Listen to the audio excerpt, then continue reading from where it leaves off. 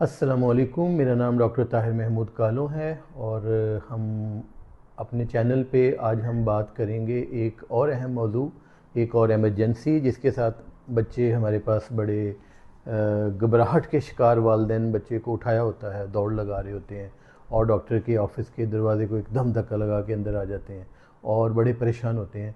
और वो है बुखार के दौरान बच्चों को झटकों का लगना या दौरे पड़ जाना। तो इसको हम मेडिकल की ज़बान में फेब्राइल सीजर्स बोलते हैं। सो आज हम इस मौजू पे बात करेंगे क्योंकि ये बड़ा अहम मौजू है और हमारे अक्सर वालिदैन इसके बारे में परेशान रहते हैं। तो फेब्राइल सीजर्स होता क्या है? जब बुखार एकदम से बच्चे में बुखार ज़्यादा हो जाता है तो रैपिडली राइजिंग फीवर जो होता है उसकी वजह से दिमाग के अंदर जो इलेक्ट्रिक सिग्नल्स हैं वो ज़्यादा बढ़ जाते हैं। तो उन इलेक्ट्रिक सिग्नल्स के बढ़ने की वजह से बच्चे के अंदर झटके लगने लग जाते हैं या दौरे हो जाते हैं। तो झटके या दौरे से क्या मुराद है? इसमें बच्चे की आंखें उल्टी हो जाती हैं, गर्दन अकड़ जाती है, हाथ पांव अकड़ जाते हैं, हाथ पांव मुड़ जाते हैं और गर्दन अकड़ने के साथ साथ जिस्म झटके खाने लग जाता है। तो ये देखने में बड़ा टेरिफाइंग और बड़ा ख़तरनाक नज़र आता है, पेरेंट्स के लिए भी और देखने वाले के लिए भी। सो अगर इस तरह की कैफियत में बच्चा हो जाए तो इसको हम फेब्राइल सीजर्स लेबल करते हैं। फेब्राइल सीजर्स जो होते हैं ये आम तौर पे बच्चों के अंदर पाँच माह की उम्र से लेके 5 साल की उम्र तक होते हैं और कुछ बच्चों में 6 साल की उम्र तक भी ये रह सकते हैं। सो आम तौर पे 6 साल के बाद ये मसला ख़त्म हो जाता है और फिर इन बच्चों को फेब्राइल सीजर्स नहीं होते।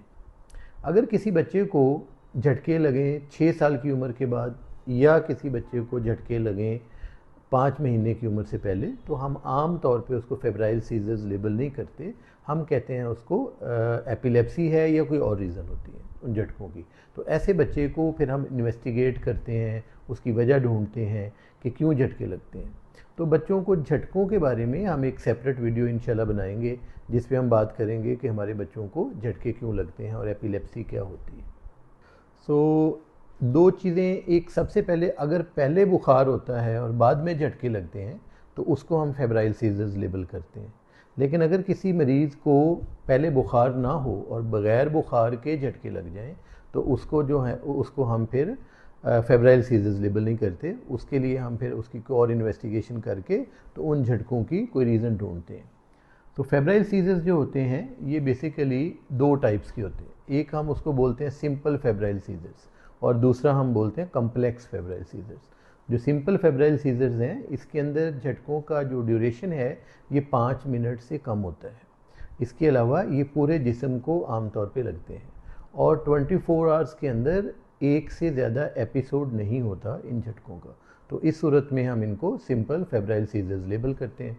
लेकिन अगर इसका दौरानिया 5 मिनट से ज़्यादा हो जाए, जैसे 15 मिनट या एक दिन में 2 या 2 से ज़्यादा झटके लग जाएं, तो उसको हम कम्प्लेक्स फेब्राइल सीजर्स कहते हैं। इसके अलावा कम्प्लेक्स फेब्राइल सीजर्स में जब बच्चा झटके से निकलता है तो वो कई दफ़ा पूरी तरह होश में नहीं आता और कम्प्लेक्स फेब्राइल सीजर्स में जिस्म के किसी हिस्से की वीकनेस भी हो सकती है, तो उसको हम कम्प्लेक्स फेब्राइल सीजर्स कहते हैं।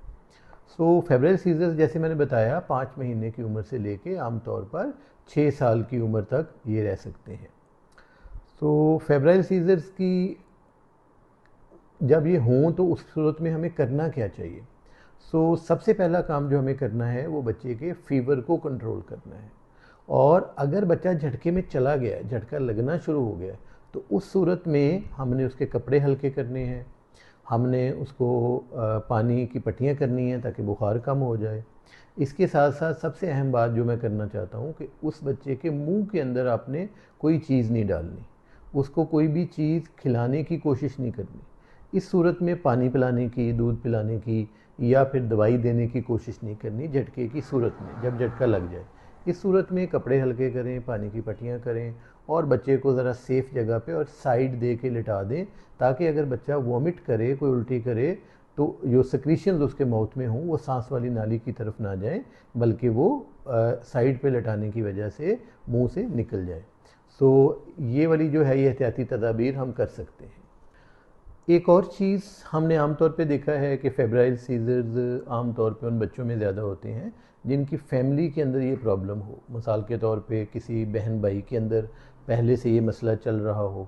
नंबर 2, अगर पेरेंट्स में से किसी में ये मसला हो तो इसमें देखा गया है कि आगे ज़्यादा चांसेस हो जाते हैं, नॉर्मल पॉपुलेशन से ज़्यादा चांसेस हो जाते हैं फेब्राइल सीजर्स के अगले अगले बच्चों के अंदर।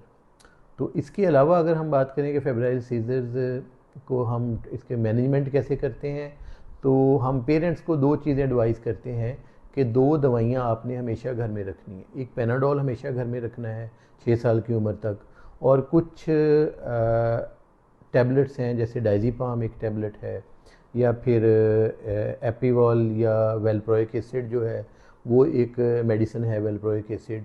तो वो जो वेलप्रोइक एसिड है वो घर में रखें, पैनाडोल घर में रखें, और जब भी बच्चे को फीवर हो तो ये दोनों चीज़ें अगर हम उसको टाइमली दे दें तो फिर झटके लगने के चांसेस कम हो जाते हैं।